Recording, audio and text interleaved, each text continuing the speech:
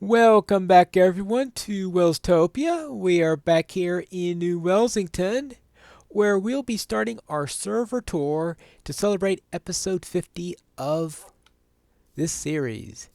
And if you look up here, this is my original house I built for town, and this is a river lighthouse. So it's 3 stories high, plus we have the lamp on top. Now this is a glowstone lamp that stays on permanently. I came up with a better one for my home back at my base. And here is New Wellsington. We'll have a couple things to look at here. Now down over here we have the shipyard. We have a battleship over here, and that's one of the more impressive builds that I've seen around here. And one of our members decided to place a feather on top of the battleship for some reason. So that was one of the more interesting pranks done here, and as you can see, the prank was never taken down. I guess everybody decided they liked it, or he decided it wasn't worth the trouble to go up there and take it down. And we have various things here. Here's our fountain at our base. I don't think too many people come to town much because we spend most of our time over at our various bases.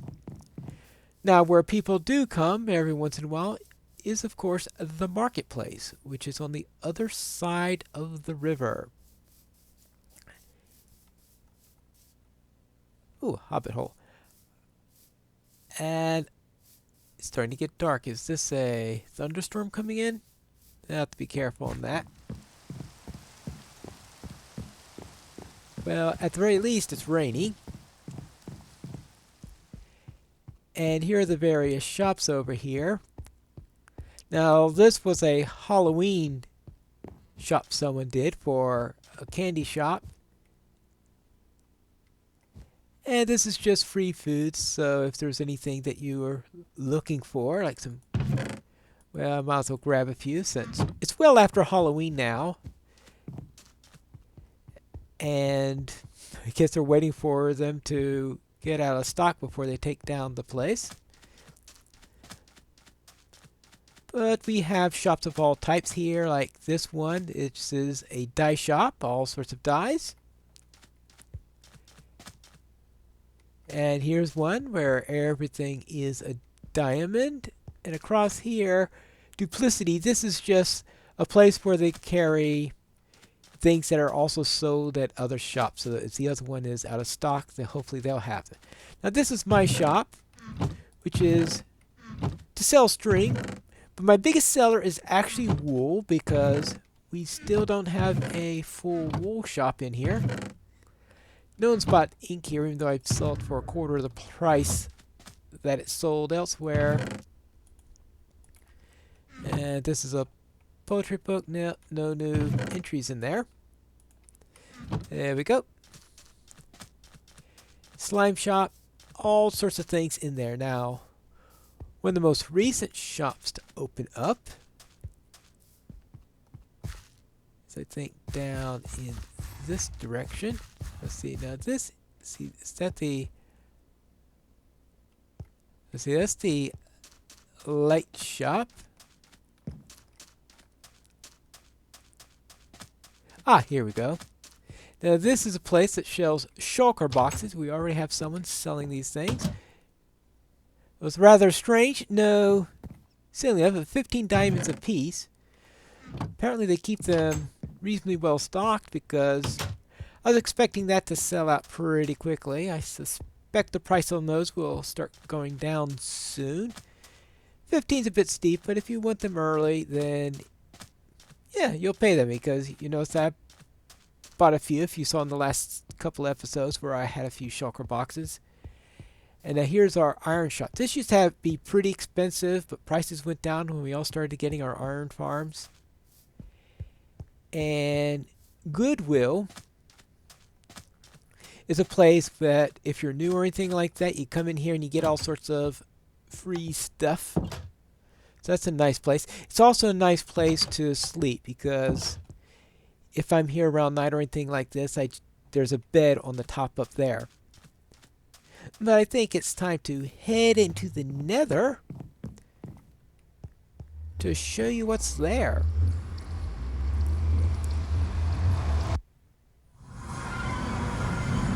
Alright, here is our Nether hub, and we have a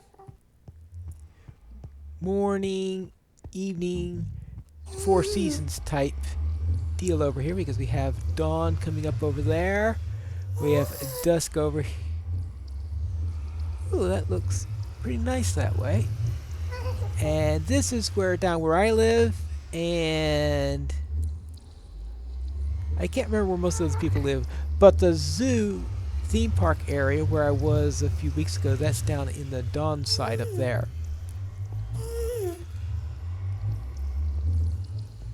And this goes into the main part of town, while that smaller one where I came out of earlier, that was one on the side that leads into the marketplace. So, for example, here is our autumn area.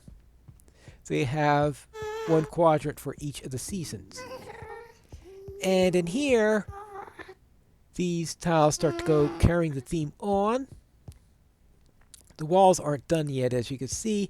And then we have the main corridor theme going on after that. Now down here, we have our post office. And I don't think it's quite in full operation yet, because at some point we will get banners for everyone and have everything all set up, but it's not quite ready yet. But I'm hoping at some point it will be, so that we will have a central place in order to receive things. Now, is this my corridor? Yes. And this is it. Now, this is a corridor that I built. This is one of my first tunnel builds, and I guess this is where I started thinking that maybe I like doing tunnels, because I did quite a few afterwards. Actually, this is not the first tunnel I did. This is the first tunnel I did. I originally did this tunnel. Actually, I think I used to come out slightly differently. I think I used to have this part come out a little bit closer here, but then I moved it aside. And then when no one was doing this tunnel for a while, I decided then to do the tunnel leading up to the hub.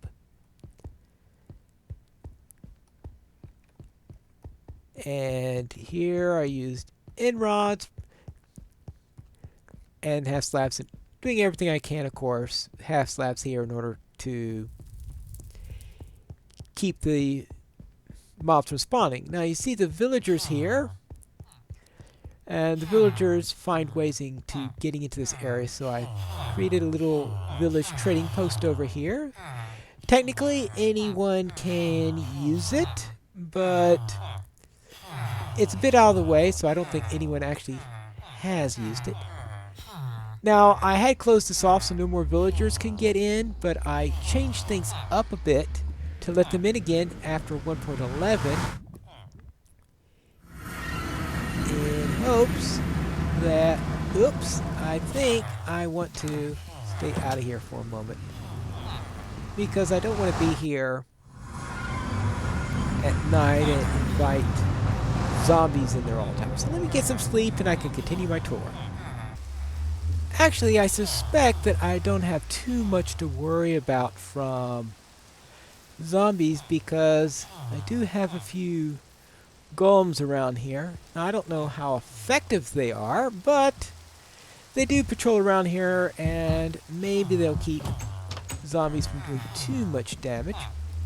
But here's my trading post in my main village.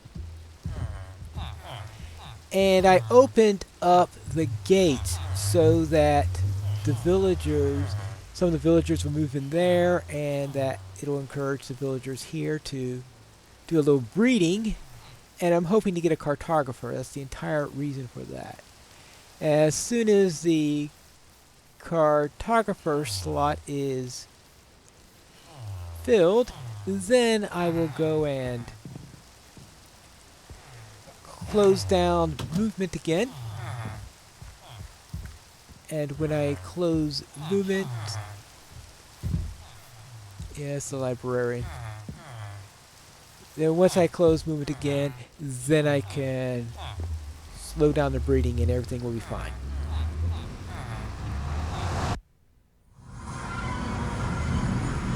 Until then, I've got a bit of a rash of villagers all over the place. And I'm going to have to create another room like this in order to hold all these people. I'm just making sure that a cartographer didn't slip in somewhere without my noticing it. Now let's head into my main base.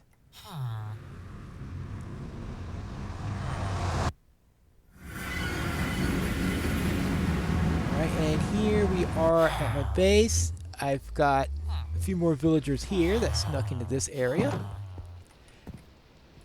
Now I may at some point open this area for villagers to wander around, especially if there are a number of them that I really don't mind if I lose. And figure that if they escape in there, I might start breeding them if I have enough doors, and perhaps get a cartographer that way.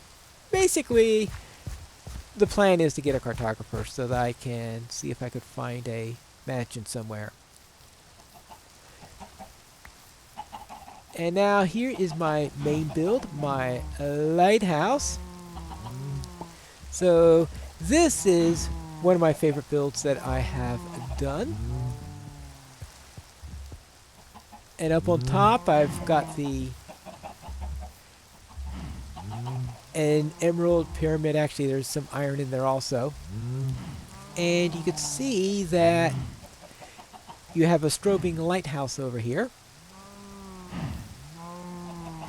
And if it's raining or if it's nighttime, then the lighthouse is light and it strobes around, but daytime it is off, using a hopper system. Now, of course, I'm not so great at interiors, so the bottom floor is pretty much all storage. And here we have my crafting areas and my bed. And you can see nothing is being done on the floors above it. Maybe someday I'll think of something to do with them, but you see, yeah, interiors, I still need to work with that. Well, okay, I still need to work with exteriors also, but that's another matter. And over here we have our village hall.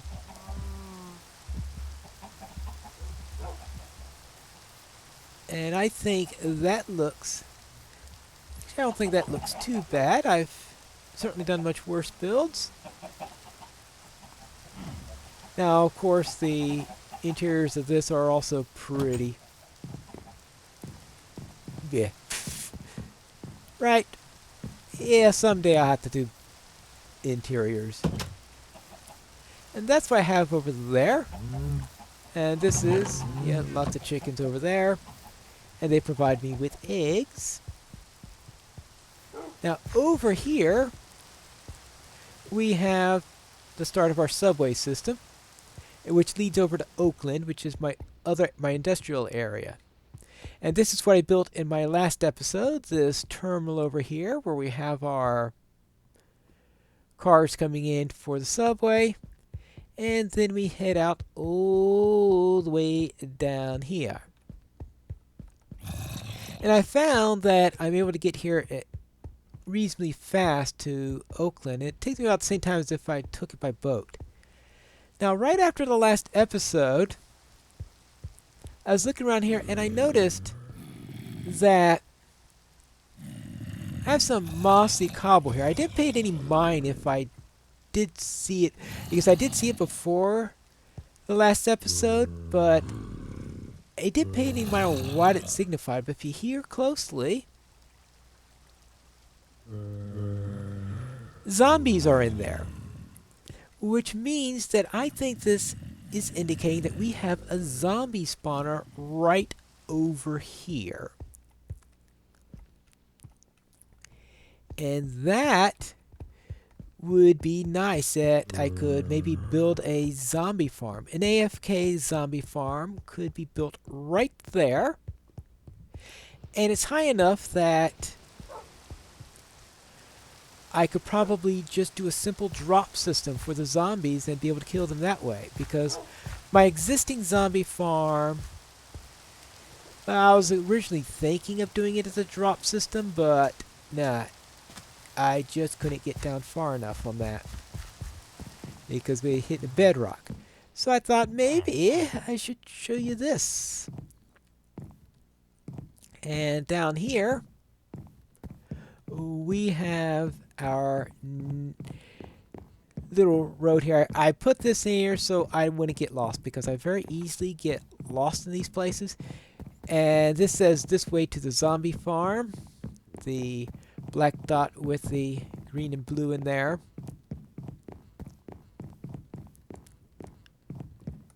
So I used the banners in order to tell me where to go. And here we have a bit of a fork in the road where this way goes to a spider farm and this way...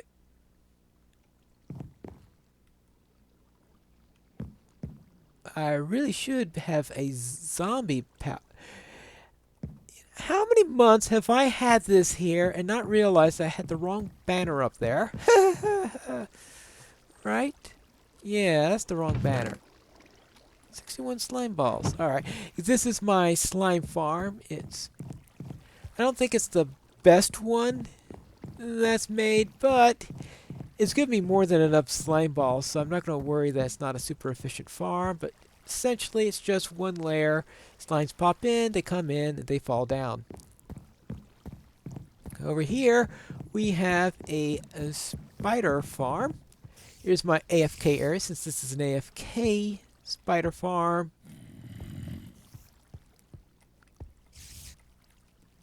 And come down here.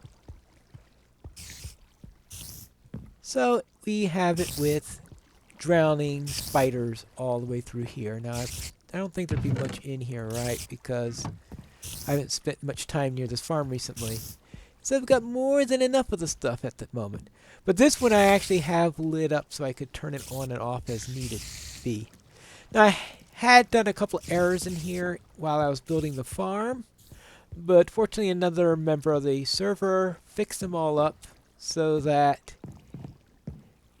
Well, I don't know if it's perfectly efficient, but it's certainly more than efficient enough for my needs. In fact, enough so that my main earnings are through wool that I sell, and I get the wool by combining the spider webs that I get from that farm. Over here, we have my zombie farm. And, oh yes, I like the way this one came out. Yeah, I know the transition to it isn't so great. But once you get to here, you have the mossy cobble, then combined with the... Well, let's see. Was it prismarine or whatever they call that stuff? And here, and I put the green on top and the blue on the bottom, sort of represent our zombies. And keeps this nice place nice and well lit. And of course some zombies come here. But it is an XP farm, so I have to actually kill them when I'm in there. I don't know how we set our maximum mobs. So I don't know how many it takes in order to start for them to be suffocating under 1.11. But I presume that I could maybe turn this into an XP one. I mean, into a drop farm just by staying here for a long time. But I haven't tested that out yet. Alright, let's take some sleep, and then I will start with the next area. Here we are at the other end of the subway line. And here I have my industrial area's storage facility, where I have an automatic storing system where items come in up around here and then get sorted out. So these are the major items that are auto sorted.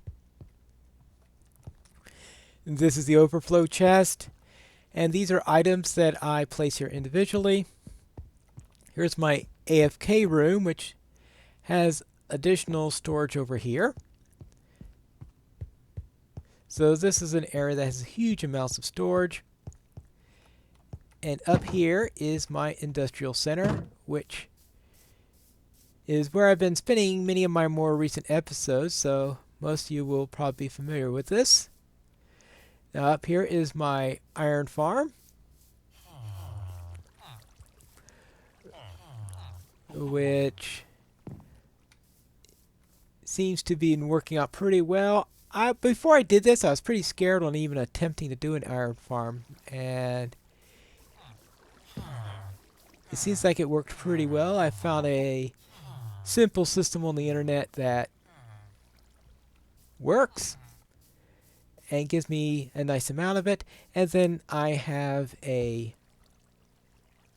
farm here for sugarcane, melons, and pumpkins, and these are all activated once every 5 minutes on a timer that's here. Let's see how this is doing. I got a while to go on this before it runs out. Good. So that's what we have here is melon farm. So those are the main farms I have: the iron, melons, pumpkins, and sugarcane. And the idea for the melons and pumpkins are good to trade with a farmer villager. Librarians, of course, for the sugarcane, turn that into paper. And iron, of course, is just overall useful for all sorts of things, like building all these hoppers I've got down here. And this is my fishing farm, which I recently updated so that it will work under 1.11. It uses an iron door back there. When it's open, there is a note block which has a certain type of behavior that happens so that I get caught by the string and then I eventually catch fish. And I've got a hopper system in order to collect the fish and send it on its way to my storage facility. And I have quite a bit of security here, hoping that mobs won't get to me because I've got an iron door here to keep mobs out. Then I've got a closed fence, and I'm on an island that's in the middle of the river. So hopefully that'll reduce the chances of something nasty spawning while I'm doing a long overnight AFK session there. That used to be my main AFK spot even when I wasn't fishing. But now I tend to AFK here unless I do want to fish. And that is it for our server tour. Thank you everyone who's watched me for these 50 episodes. And next time we are going to head back to the subway station area, but we're not going to be building the subway tunnel as I was originally planning. Instead, I'm going to see if I could do anything about that zombie spawner, assuming it is a zombie spawner, of course. And we'll find that out in the next episode of Pineleaf Plays Minecraft Welstopia.